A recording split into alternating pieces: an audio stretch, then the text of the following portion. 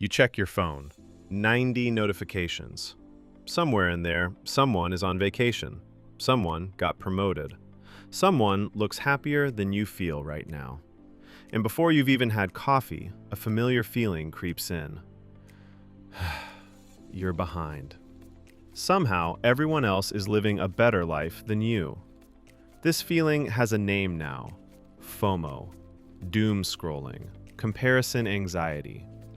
But here's something worth sitting with.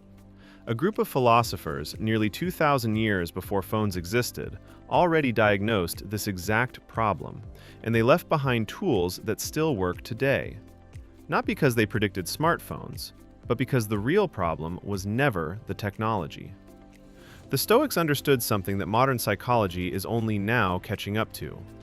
The feeling of not enough rarely comes from your actual life. It comes from what your mind does when it compares your actual life to someone else's curated highlight reel. Epictetus, a philosopher who spent years enslaved before earning his freedom, built his entire philosophy around one central idea. Some things are within your control. Everything else is not. Your thoughts, your choices, your effort, these belong to you. Other people's opinions, their achievements, their carefully edited photos, these were never yours to control in the first place. Apply this directly to your phone for a moment. Someone else's vacation is not within your control. Someone else's promotion is not within your control. Someone else's highlight reel was never something you were supposed to be measuring your life against. According to Epictetus, suffering happens specifically when we treat things outside our control as though they were personal verdicts on our own worth. A stranger's success is not a judgment on your life. It is simply information about their life, filtered, edited, and presented in the most flattering version possible. But there's a second problem the Stoics identified, and it might be even more relevant to modern scrolling habits. Seneca wrote extensively about restlessness, minds that jump constantly from one thing to another, never settling long enough to actually think. He observed that people who scatter their attention across too many things end up mastering none of them and feeling worse for the effort. Replace many books with many feeds, and his observation becomes almost uncomfortably modern. A mind trained to jump every few seconds from one stranger's life to the next never actually rests. It just keeps consuming, comparing, and reacting without ever settling into anything real. This is not a willpower failure. It is exactly the kind of restlessness Seneca warned his own friends about 2,000 years before infinite scroll existed. So what did the Stoics actually do about this feeling? Because complaining about restlessness is easy, solving it is harder. This is where Marcus Aurelius offers something genuinely useful. Not just philosophy, but a specific practice. He called it, roughly translated, the view from above. As emperor, surrounded by constant pressure, political rivals, and impossible demands on his attention, Marcus would mentally rise above his immediate circumstances. He imagined looking down at Rome from high in the sky, the crowds, the ceremonies, the disputes, all shrinking beneath him. Then further, above the entire empire, above the whole visible world. He reminded himself, in his own private notebook, that he possessed only the smallest share of all existence, and only a brief, momentary span of all time. This was not meant to make him feel insignificant in a depressing way. It was meant to do the opposite. When you see your worries from far enough away, most of them shrink down to their actual size. Marcus used this exercise specifically to loosen the grip that outside opinions and status anxiety held over him.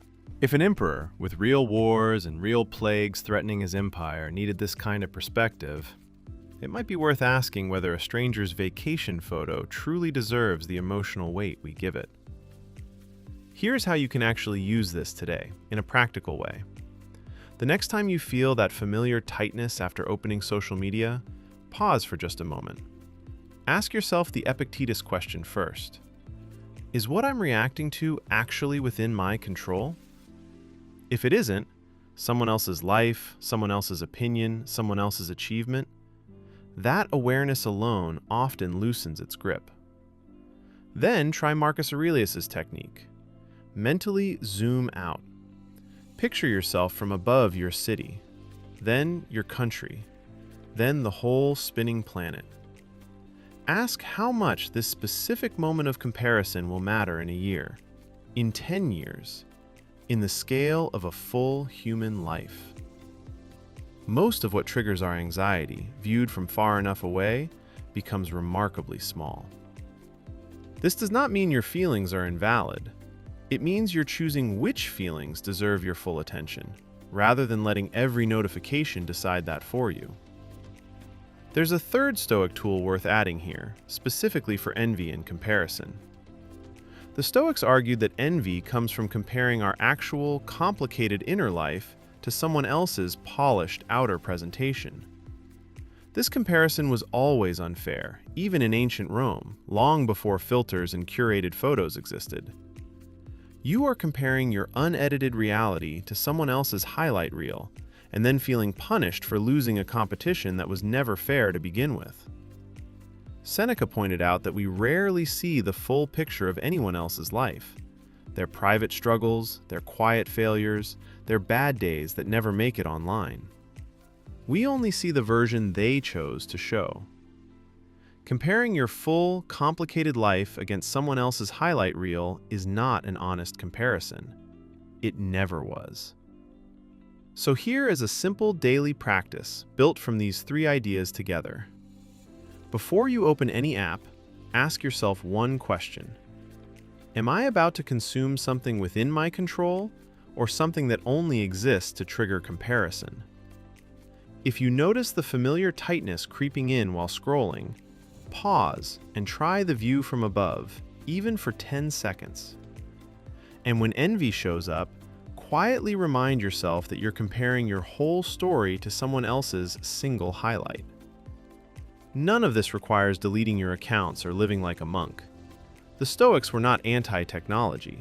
They could not have been. Their advice predates all of it. What they were against was letting your peace of mind depend entirely on things outside your control. A notification, a stranger's opinion, a photo you'll forget existed within a week. Marcus Aurelius ruled an empire under genuine, life-threatening pressure and still found a way to protect his own inner calm.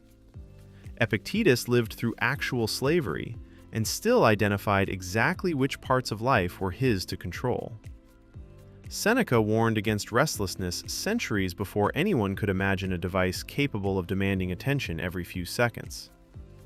These were not comfortable men living easy lives, offering easy advice. They were people under real pressure who worked out real tools for staying steady. And those same tools still work now, even though the trigger has changed from Roman politics to a glowing screen in your hand. The next time your phone makes you feel like you're falling behind everyone else, try asking what's actually within your control. Try zooming out, even briefly, to see how small this moment really is. And try remembering that what you're seeing is never the whole story. It never is. This will not make anxiety disappear completely. The Stoics never promised that. But it can loosen its grip, one honest pause at a time. You don't need to become a Roman philosopher to use these tools.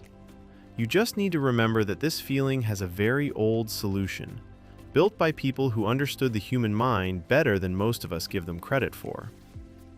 If this helped you see your own phone habits differently, subscribe. Every week we explore Stoic tools that are just as useful against modern pressure as they were against ancient chaos. One more thing worth remembering before you close this video and open another app. The people whose lives look perfect online are managing the exact same uncertainty you are.